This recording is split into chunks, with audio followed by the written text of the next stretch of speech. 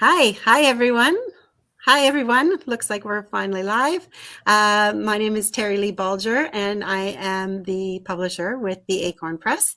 And we're launching tonight Hope Dalvay's new book.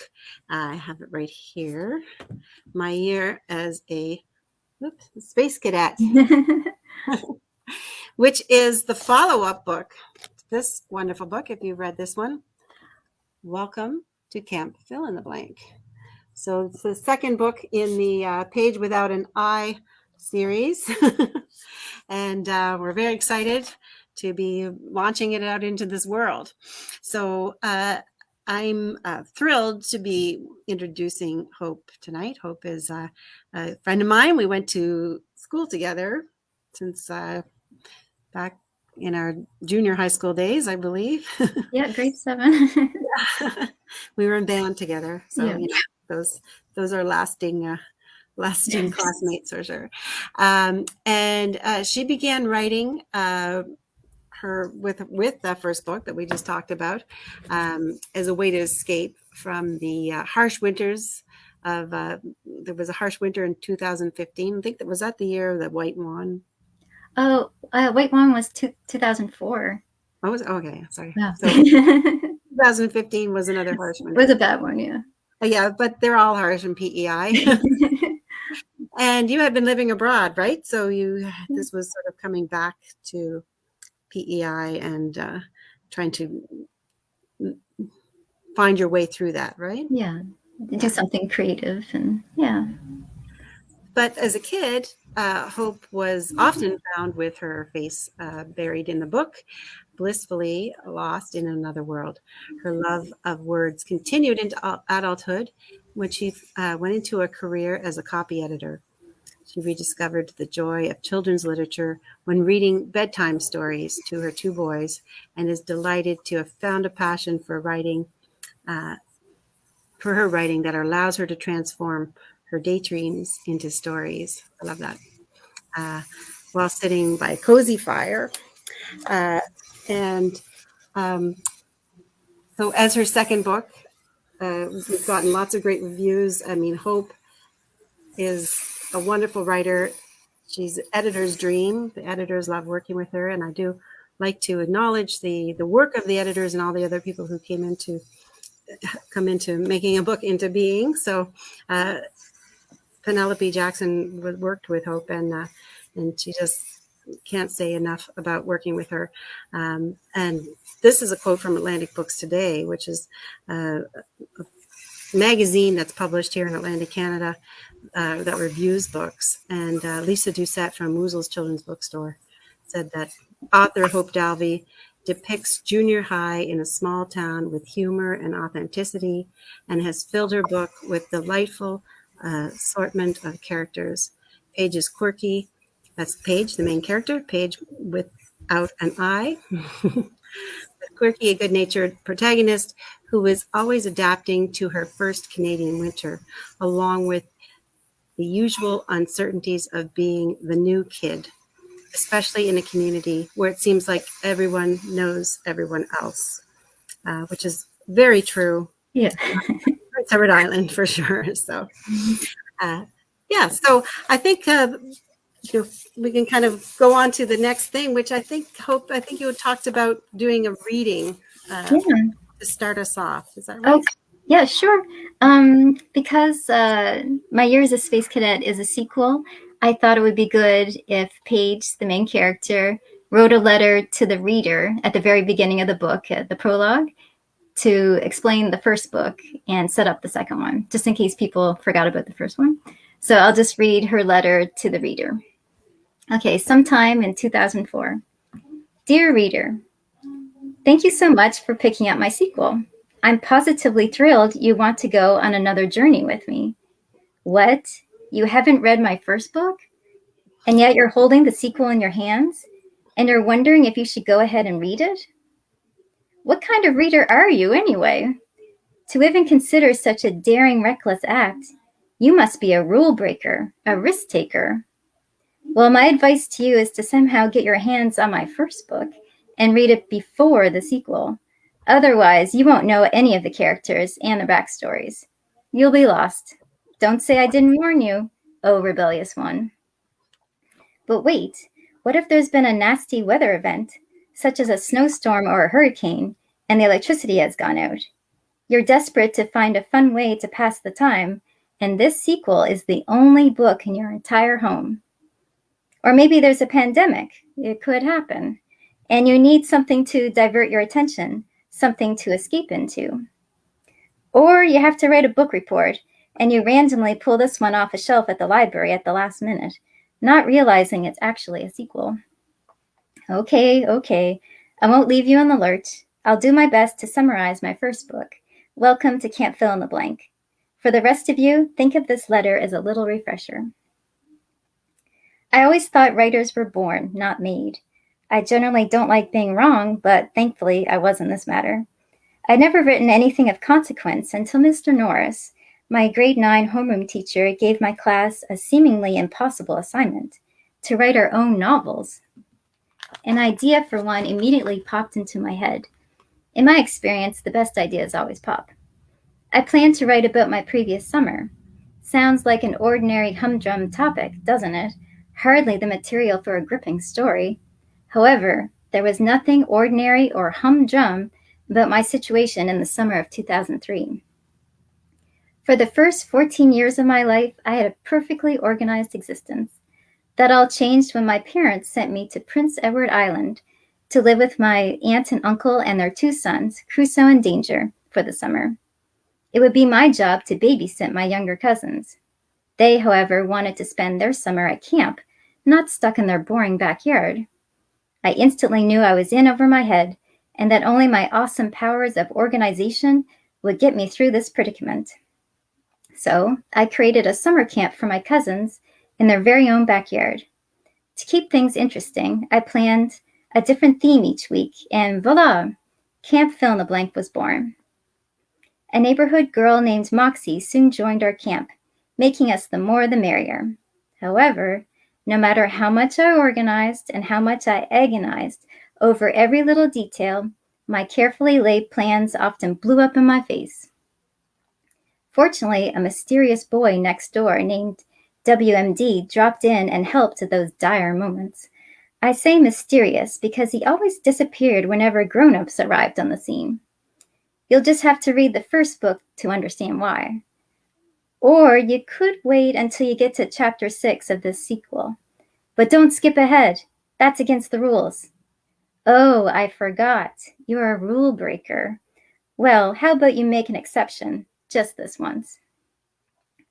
I know it sounds like I'm complaining, but it was actually the best summer of my life. For every misadventure, there was an adventure. Up to that point, I had experienced neither in my quiet life. We discovered buried treasures, waged water fights, and embarked on a wild scavenger hunt. We even appeared on the local evening TV news and became instant celebrities. But what I'll always cherish about the summer of 2003 is that I got to make new friends, and not just any friends, kindred spirits. So why bother writing a sequel? Well, my quiet life never returned, and it's been one misadventure after another. This sequel is about the year I spent as a space cadet. No, not as an astronaut in training. I'm referring to the other kind. You know, someone who is out of touch with reality, someone who has their head in the clouds. But I'm getting ahead of myself. While my parents were finishing up their work contracts in Saudi Arabia, I continued to live with my aunt and uncle and cousins on Prince Edward Island. I was extremely nervous about this change of events. Although my passport said I was Canadian, I had never actually spent much time in my home country. Would I fit in? Would my citizenship be taken from me if it became known that I was not a hockey fan and that I had a weird dislike of maple syrup? I was partial to wearing plaid, but I somehow doubted that would be enough to be considered a Canadian. What really gave me the jitters, however, was the prospect of attending junior high school at Shale Pit Academy of Creativity and Excellence, more commonly known by its acronym, SPACE. Students there had been given the unflattering nickname of Space Cadets by rival junior high. And this is the story of my year as a Space Cadet. Well, what could be interesting about a year in the life of a junior high student, you may be wondering. How do I entice you to keep reading without giving too much away? Okay, I'll give you a 2-word teaser. Prank war. I somehow became entangled in one. But this sequel is much more than the ups and downs of a prank war. It's about standing up for yourself, for others, for underdogs everywhere, when the world gets you down. And it all began with a simple mistake concerning my name. Your friend and kindred spirit, Harley Page, without an I, Stewart. Okay, so that was the prologue, Page's letter to the reader. And so it summarizes the first book and then sets up the second book. And the second book is about how Paige gets involved in a prank war between her school, Space, and their rival junior high, which is called Nottingham. And so the first part of the book is about the prank war. But I knew as an author, there's no way I could sustain a prank war for the whole book. It would be impossible because the stakes would get higher and higher. And I thought that might be a bad message for kids. So the prank war is at the beginning, and then there are consequences and the punishment for the people, for the kids involved. And the punishment is rather odd. It was the two rival junior high schools had to participate in a series of trivia contests. And I chose that because I like trivia contests. That's the only reason. So that's basically the summary of the first book and summary of the second book, basically. So that's great. Yeah. So we have some questions. So of course you've had some young readers who are interested in the next book. So we're going to have a few questions posed to you from these readers. So Ryder and River want to know the following. What was your favorite week at camp in your first book, Welcome to Camp Fill in the Blank? Oh, well, I think my favorite week was Camp Carpe Diem. And in that week, each of the campers got a day just for them and whatever they liked. And that was a way to highlight each of the characters. And that was my favorite one. And there was a scavenger hunt in Charlottetown in that one. So that would be my favorite chapter in the book. So. Okay, so one just popped up on the screen there. Okay. They're wondering also, will there be a romantic storyline? I find that funny because it's I write middle grade novels. It's not young adults. But I think I know where the question's coming from, because in the first book, Paige is running this camp in the backyard. And whenever she's in trouble, the boy next door seems to pop in and help out at the right moment. And his name's WMD. And they become friends. And I can see where the question's coming from, like romantic storyline. But when the school year begins, they're in the same class at school. And he ignores her at school. So that's how it starts off in the book, and things get better as the book goes along, and I won't spoil it, but that's how it kind of starts off a bit rocky, because he ignores her at school, even though they were friends all summer long. Oh, that happened to me once. I hate it. But will there be more revealed about WMD then, if he's going to be popping up a little bit more in this book? Or? Yeah, WMD in the first book was kind of mysterious, and he's still a little bit mysterious in the second book, but you do get to know a little bit more about his family and who he is a little bit more. But the book is from Paige's point of view, so she can only write it from what she knows. So okay, cool. So I think we'll go on to Amani now. Amani has a few questions as well. So Amani is wondering, how did you plan your story out? Yeah, I'm not sure if my method is like similar to other writers, but I need a lot of structure, and I use the timeline. That really helps me. So like in the first book, each chapter was basically a week of the camp. And so that helped me as a writer, like structurally how to do it. And in the sequel, the second one, it covers the school year, 2003 to 2004. And for me, when I think of a school year, I think of it as months. And so each month was a chapter. So that really helped me structurally. But I'm not sure if other authors would do that. It is kind of rigid, but it helped me though. to plan it out. And do you already have an idea of the storyline? Did you already have that idea for this book when you were Well, writing the first one? yeah, when I was writing the first one, I knew like the summer story would be really fun, but I thought I really like fish out of water stories and movies, so I thought Paige is a fish out of water. It would be fun to follow her into junior high, and which is kind of a minefield for her. And so I knew the name of the Everybody school. does. I knew the name of the school, Space, and then because it's called Space, I knew exactly, oh, Space Cadet, they'll have low self-esteem. And then for some reason, I immediately thought prank war with another school. Like I knew that much. But I don't plan everything out, though. I see where the story takes me. But yeah, I knew that much when I wrote the first one. I had a feeling. So Since we went to junior high together, I do know that this did not happen when we were in junior high. There was no yeah, there was no prank war. unfortunately. So you weren't But getting a new I did think of our junior high Stone Park when I was writing it. Like I could picture like the stairs and the lobby, that Stone Park. Yeah. Oh, that's Yeah. cool. The Yeah. stairs where we walked down and the people had written all over the walls and stuff. Yeah. Okay, so which book is your favorite? She's also wondering. Yeah, this is a funny question.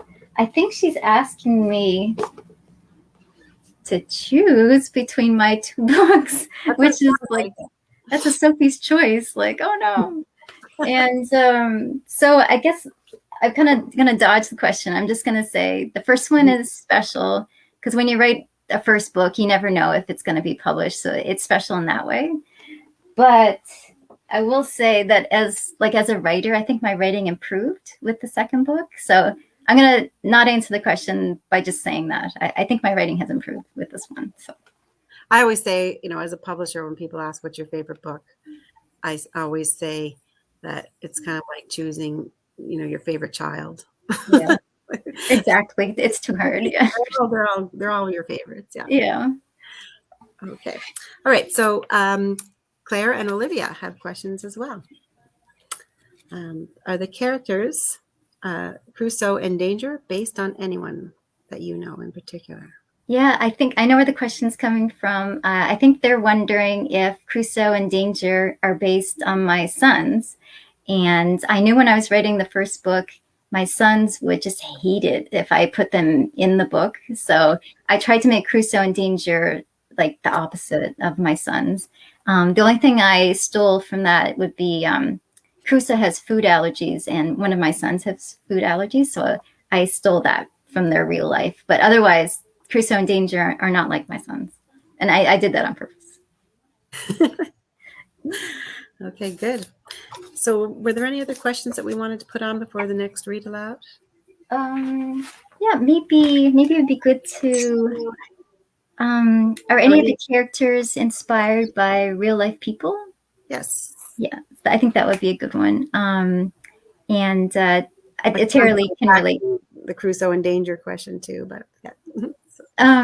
Yeah. So oh yeah, exactly right. So in the sequel there are two characters inspired by real people, and Paige's social studies teacher is in the book. It's Mr. Norris, but in real life, the inspiration for Mr. Norris was Mr. Hugh B. Morrison. He was a teacher at Charlton Rural in the 1980s and 1990s, and I had him for social studies in grade 12 for history. And I just knew he would be a great inspiration for the teacher in the book because Mr. Hugh B. Morrison was just such a nice man and, had a good sense of humor, great storyteller. But there was something else, too, about him. For some reason, he named his classroom Billy Bishop High School. And when you entered the classroom, you weren't in Charlton Rural High School. You were in Billy Bishop High School. So when I was writing the sequel, I was like, I'm going to use that. I'm going to put that in as kind of like a tribute to Mr. Morrison. And plus, it's pretty cool. And I'm not quite sure why he called it Billy Bishop High School.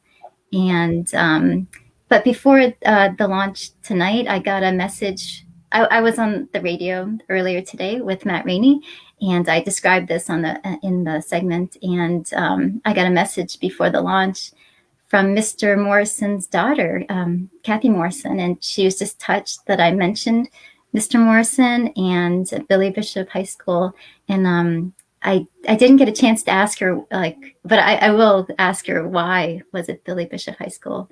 Do you have any theories, Terry Lee, or? Well, yeah, we were talking about that earlier, and I think my memory of it was there was some sort of plan to try to get the high school named Billy Bishop High originally, or renamed as Billy Bishop High or something, and there was some sort of movement to do that. And anyway, it didn't work, but was a big fan. You know, as a history buff, he was a big fan of Billy Bishop. Yeah. And anyway, that was my memory. I can't remember the details exactly because it was like 100 years ago. It was a long time ago. But it's kind of ironic, like if Mr. Morrison wanted to rename the high school, because Paige in the sequel, she wants to rename Space. She doesn't like being called a Space Cadet. So I don't know if because I don't remember him. You might have been maybe it was in my mind somehow when I was writing it, but I had no idea though. But it's ironic, I guess. Yeah, exactly. But yeah, he also gave an extra point anytime you wrote Billy Bishop High on your exam. So yeah, he's such a cool teacher. He really was. That was pretty unique. I didn't think anybody else did anything like that ever. So. Oh, and I should probably mention one other inspiration too. In the sequel, as punishment, the rival junior highs have to participate in trivia contests. And so, of course, there has to be a quiz master, and the subject is history. And so I thought of a history professor of mine at Acadia University, Dr. James Stokesbury. And he had a very dry sense of humor, and he was very knowledgeable, and he was just one of my favorite professors. And I thought, oh, I'll make the quiz master just like Dr. Stokesbury, from what but not exactly like him, but he'll be the inspiration for it. And in the book, he's called Dr. Canterbury. And I think that's all the real people I have in the sequel. So, but yeah, you should be careful if you're in my life. I might try to put you in my books. I don't know. Just don't kill us all. Yeah, no, I won't do that. It's middle grade. Don't worry. Yeah. Okay, so we're going to do some more questions, or do you want to do a reading at this point? It's up to you. I guess I could do the reading, and then I feel like I'll be more relaxed after the reading, and answer more questions. All right, sounds good. Okay, so I'll do a reading. Okay, so I'm just going to read a scene from the book that I think is funny and kind of typical of what happens to Paige in the sequel at junior high. And I'll just talk about the characters in the scene first. So Paige is the main character. And Crusoe and Danger, her younger cousins, are in this scene. And their friend Moxie. And Moxie is like a modern day Pippi Longstocking. She's very strong. And Monty, he's a new character. He's a friend of Paige's, and he's the school reporter for Space Scoop for the school. And there is mention of someone named Oleander. And she's kind of the villain of the story, and she's from the rival junior high, sorry. Okay, so I'll read the scene, and I call it the bathroom barricade scene. Okay, here it goes. With a deep breath, I grabbed the handle and prepared to dash through the doorway. I froze in my tracks. There were 2 teacher desks stacked one on top of the other, blocking my escape from the girls' washroom. Well, that's just weird. The custodian must have stacked them there while I was in the washroom. I pushed against them with all my might, but they didn't budge. I tried again and failed yet again. This is ridiculous. Am I that weak? I guess I really do need to exercise more. Okay, I know what I need to do. It'll involve complete and utter humiliation, but it's my only option. Help! Help! I'm trapped in the girls' washroom. Help! My desperate pleas echoed down the long hallway. Then there was silence, the kind that sends chills up and down your spine. I screamed for help again, but to no avail. I was too far away for anyone to hear me. I glanced at my watch in dismay. The contest was in full swing by now. Are my teammates wondering where I am? Did Delory tell them I went to the washroom? Oh dear, they probably think I'm suffering from gastrointestinal problems and can't leave the safety of the loo. I guess that would explain why nobody has come looking for me. No one wants to come near someone in that type of situation. Plus, there's that whole washroom detour thing to confuse matters. What if I'm trapped in here for the night? Well, at least I have access to a toilet. Paige, focus! I yelled once more, rather feebly, I confess. I'm ashamed to admit I had basically given up any hope of being rescued in time for the contest. Hark! Do my ears deceive me? Are those the sounds of running footsteps and the shouts of would-be rescuers? Please help me, I cried. I'm trapped in here. I sighed in relief when the sounds of running footsteps grew ever closer. Don't worry, Paige, shouted Danger. We'll get you out. He added, We've got Moxie with us.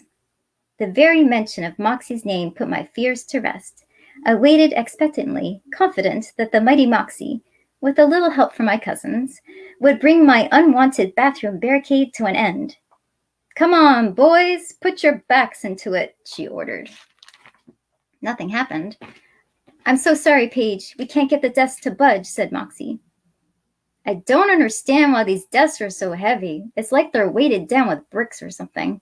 I think we need to call in reinforcements, declared Crusoe. Reinforcements? Asked a familiar voice. Why do you need reinforcements? Monty, is that you? I'm so glad you're here. I'm trapped in the washroom. Please help the kids push the desks away from the door. I need to get to the auditorium before the contest ends. There was a long pause before Monty replied. I'm sorry, Paige, but you know I can't. My duty as a journalist is to be a neutral observer. I can't get involved in a story. When I saw the kids of Camp Fill-in-the-Blank leave the auditorium together, I knew there must be a story there somewhere, so I followed them. And I was right. The fact that someone has barricaded Space's best player in the girls' washroom may be the biggest story in the history of Space Scoop. But what about your duty as a friend? Demanded Moxie. You can forget about being Paige's friend if you're just going to stand by and take pictures. There was another long pause. It was finally broken by Monty, clearing his throat and saying, When you put it that way, I guess I have no other choice than to quit being a reporter for Space Scoop. Okay, all together now. Push. Still nothing happened. A few moments later, Monty found the source of the problem. Gym weights were stacked on top of the desks. Gym weights on top of desks. Monty's journalistic instincts were right. This was sabotage. But who? And how did they know I would be making a trip to the washroom anyway? Who else, besides Delory, knows about my nervous bladder? My mind instantly flashed back to the run-in I had before the first trivia contest. It had to be Oleander. Once the gym weights were removed, my rescuers easily pushed the desks aside, and I was free. However, there was no time for celebrations. I had a trivia contest to crash. Okay, so that's the end of the scene. And it's basically Paige finds herself in these weird situations throughout the book, and that's where, for me, that's where the humor comes in. And humor is really important to me. In what I write, because the reason humor is so important to me is that I want both boys and girls to read my books, and I think humor is the best way to get both boys and girls to read the same book. Okay, so that sounds good. So maybe we could go to a few more questions. Oh, that would be great. Okay. That would be easier than reading aloud. So I'll do that. You get a little reading break. So I guess we're wondering, what are the challenges of writing a sequel? Okay. Yeah, so like in the first book, it's during the summer and Paige is taking care of her younger cousins in the backyard. And so that's the focus of the story, Paige and her cousins and Moxie, the friend. And but when Paige starts in the sequel, when Paige starts school in grade 9, I noticed when I was writing, like it was all about Paige and what happened in the classroom. And then I was thinking, what if young readers, well, hopefully they like Paige, but what if they missed like her younger cousins and Moxie? Like like, because they weren't in the story very much. And I was like, oh no, I need to include the younger kids somehow. And then I realized, oh, I know what I'll do. I'll get Paige, when she has a problem, she'll turn to her cousins, her younger cousins, for help, for advice. And of course, sometimes their advice helps, but sometimes it doesn't. And that's like more humor. So that's how I got them into the story. And for instance, when I was writing it, Moxie didn't show up until chapter 4. And I was like, that's a mistake. I have to put her in there earlier. So chapter 4 is like December. So I got her in the second chapter for Halloween. And so that's what I did. Paige will have a problem, and then she'll ask her younger cousins for help. And that's how I got them all together in the story. Great. And what was the most challenging scene to write? Yeah, that one. So I'm all about trying to find things to embarrass Paige, but it's like a funny type of embarrassment, not humiliation, but just embarrassment, something she'll laugh about later in life. And so one scene was she has to be a member of a dodgeball team, and she's not good at sports at all, and which I can relate to. And I was like, oh great, this will be funny. And but the thing is, I played dodgeball like maybe twice in junior high, like it wasn't a thing.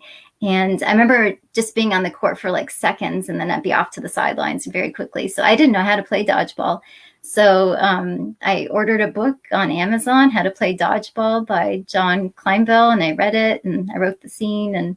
And I mentioned this on Instagram a few days ago, and the author, John Kleinbell, he responded, and he said he was touched that I used his book to write my book. So it's very, very odd, but it's fun. Like, yeah. So basically, that scene, thankfully, Paige is not good at dodgeball, so I can relate to that. So but it was a challenging scene, but I think it's one of the funniest scenes in the book. So yeah, something that you don't think about how much you're going to have to research, just for doing that amount of research for one scene, right? Yeah, for one scene, because I couldn't fake it that much. So I thought it was interesting too, in your social media post, you were talking about how it's, dodgeball is becoming more of a thing. Yeah, I didn't realize. Yeah, my older son was really into it, and I've seen like telecasts of it, or like YouTube videos of it, and it's like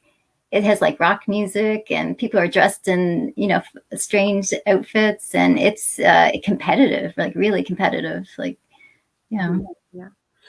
So, and these books are set in PEI, Prince Edward Island, our home. How does that setting influence the story? To me, like PEI is basically a character in my books. I think it adds a lot of flavor to the writing to have a specific place. And for instance, the sequel is set in the school year 2003-2004. So if you remember, Hurricane Juan was in September 2003. So that's in the sequel. And White Juan was in February 2004. So that's in the sequel.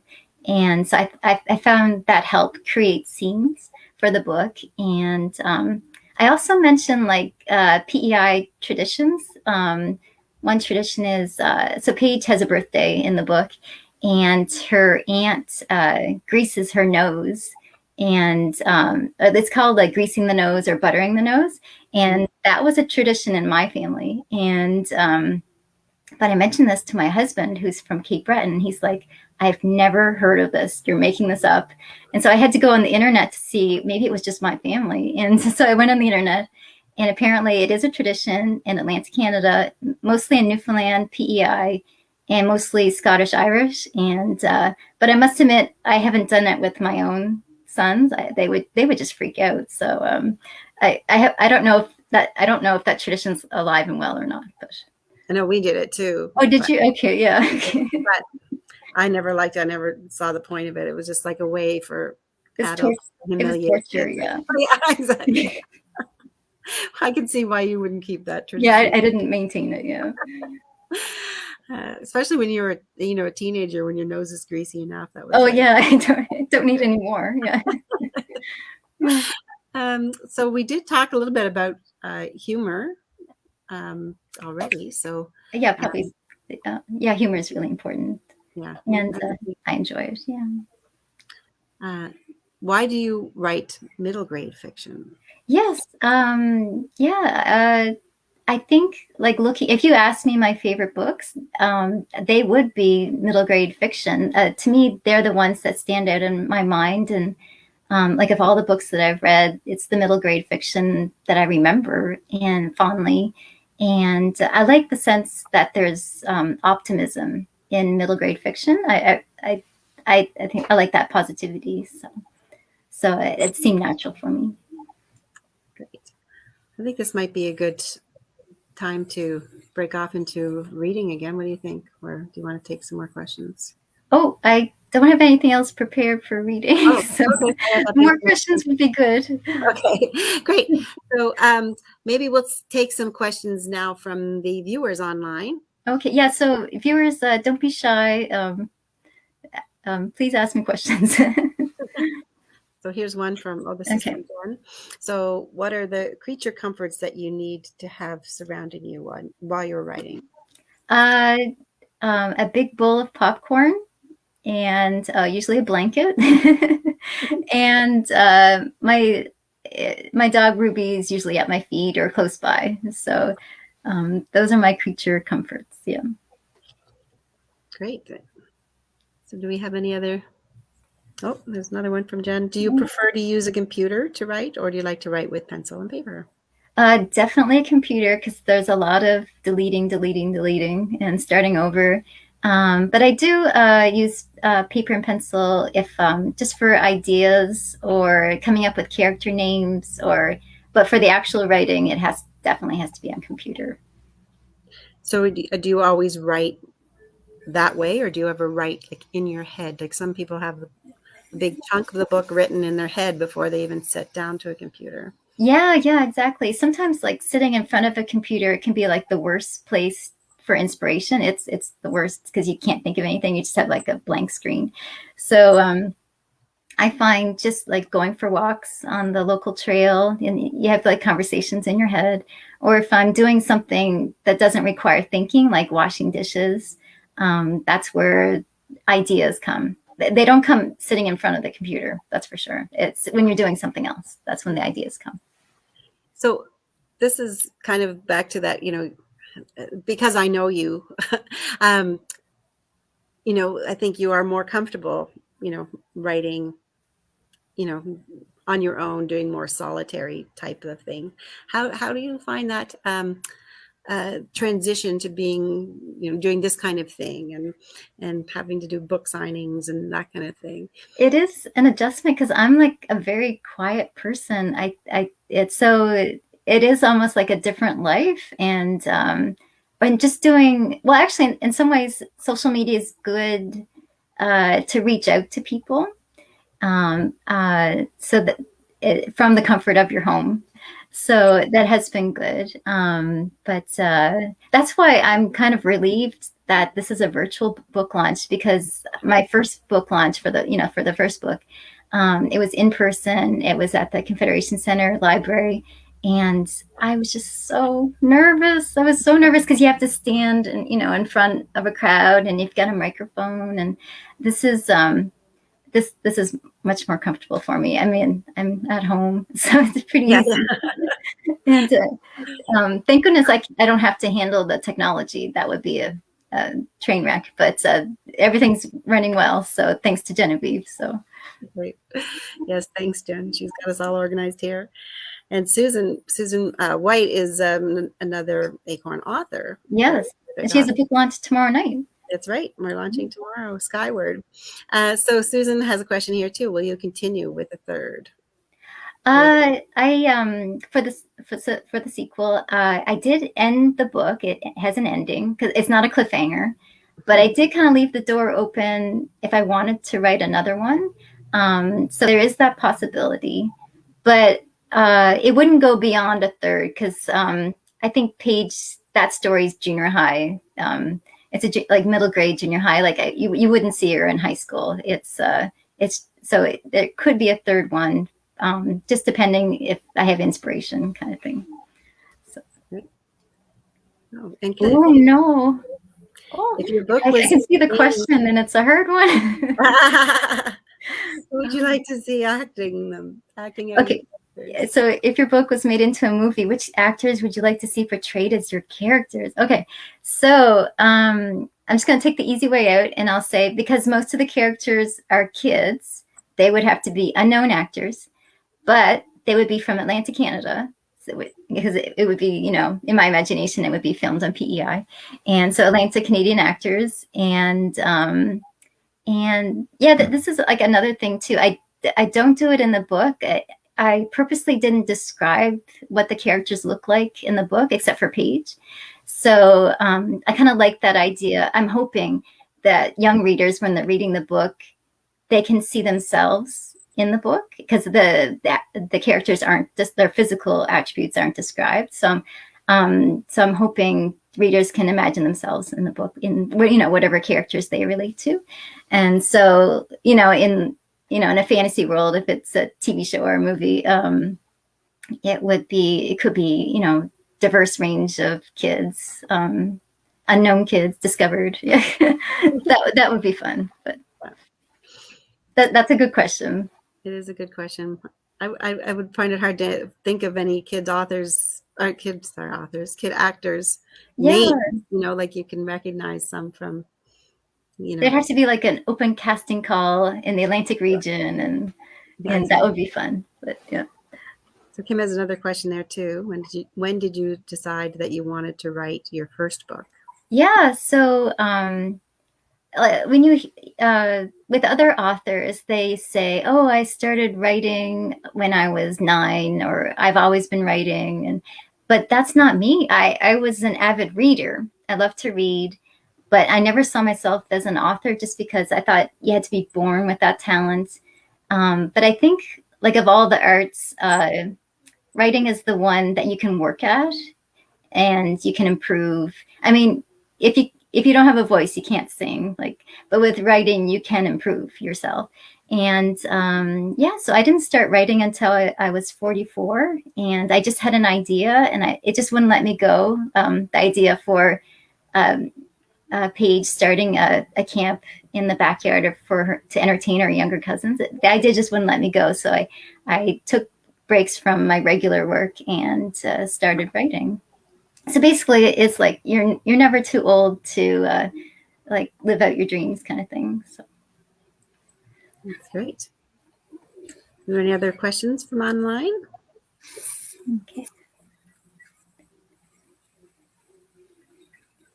Oh, there's another one.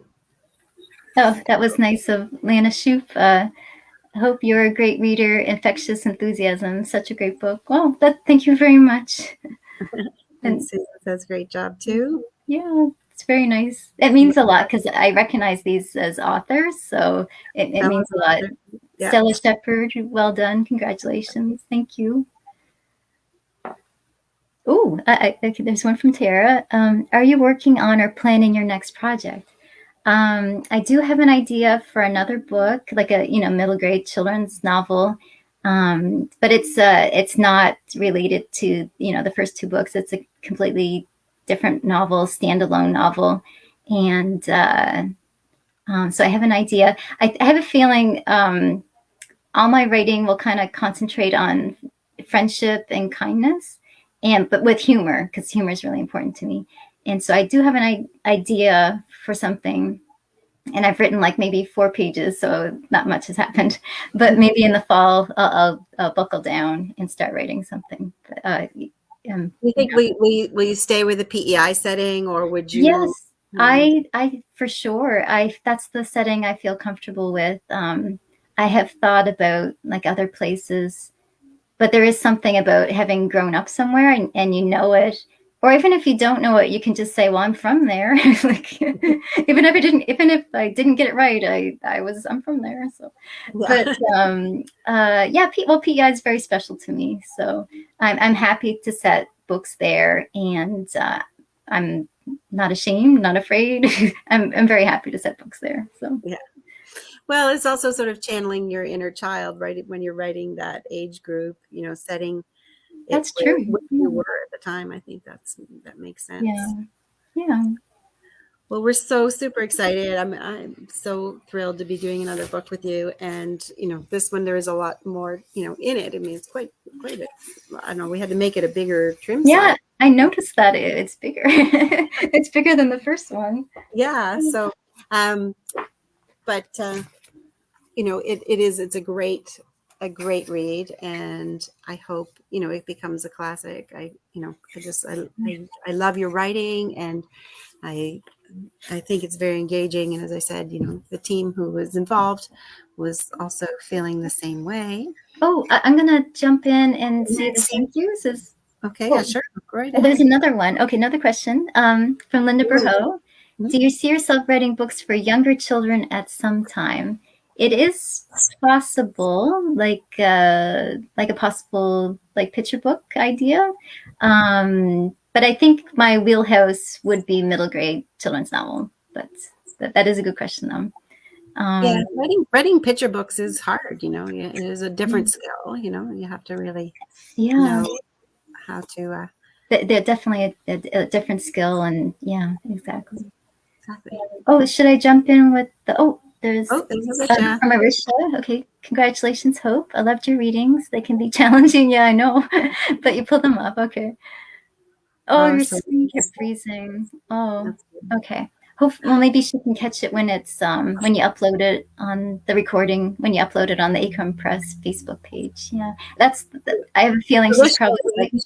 We should mention that Arisha's book launch is how you and I hooked up again. We met. Yeah, that's how we met up again. Yeah.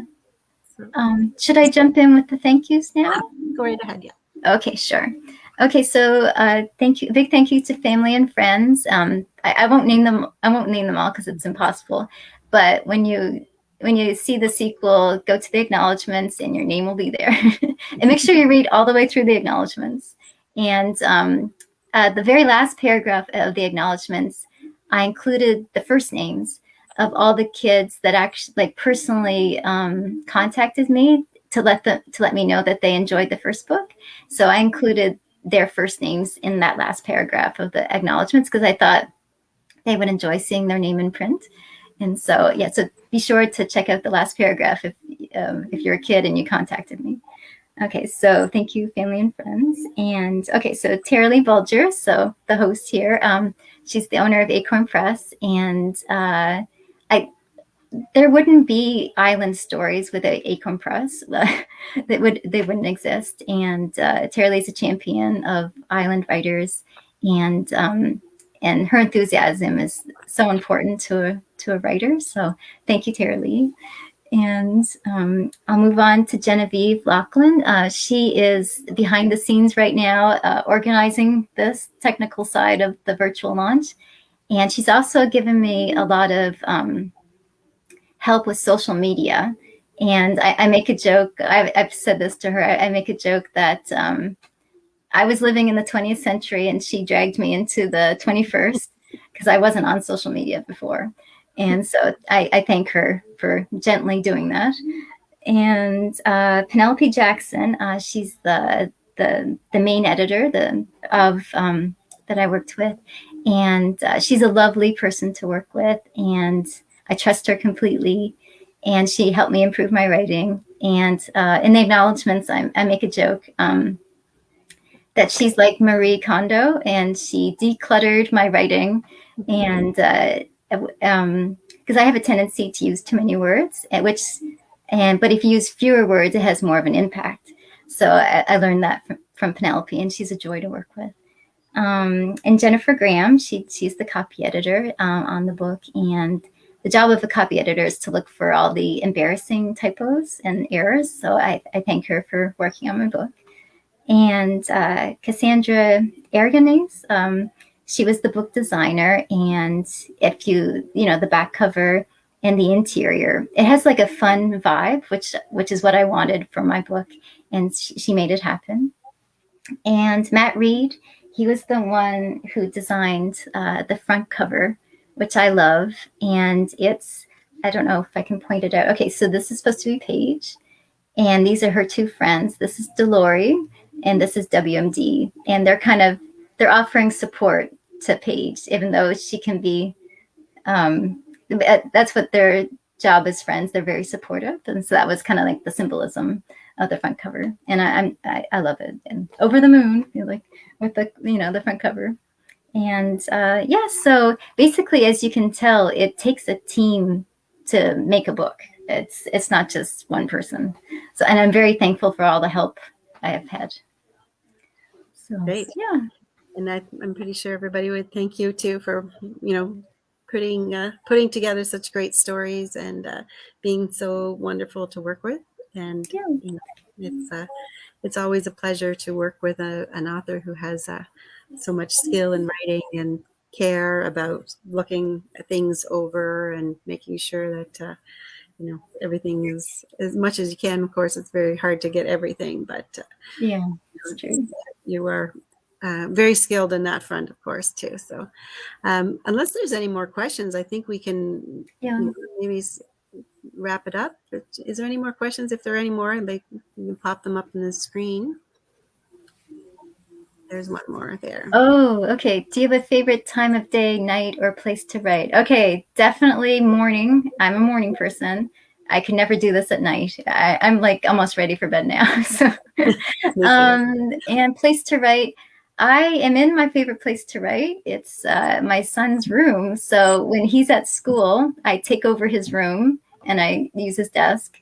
And so I didn't get as much work done this past year because of the pandemic. So, but he was home more. Yeah, because he was home more. So, yeah. So this is where I am to write. That's a good question. Great. Well, thanks everybody for joining us tonight. This was so fun to launch this book with you all online. And this is my first experience working with the StreamYard streaming technology, which I think was really a fun way to do a launch. So we're all kind of adapting to these new new technologies, but I really like it. And yes, because congratulations there from Kim. And she's looking forward to reading many more, and so are we all. And the books are available anywhere where books are sold, of course. So if you have the local bookstore that, they should have it in stock, or you can order it in. You can also order from any of the online places, Amazon or Indigo, or your bookstore can bring it in for you. Of course, nimbus.ca has the books as well. So there's lots of options for being able to pick up your book, or even go into your local library, and you should be able to find it there. So Susan just said she's going to order both. Oh, that's very sweet. Thank you. With an eye, that's great. Actually, I'll be attending Susan's.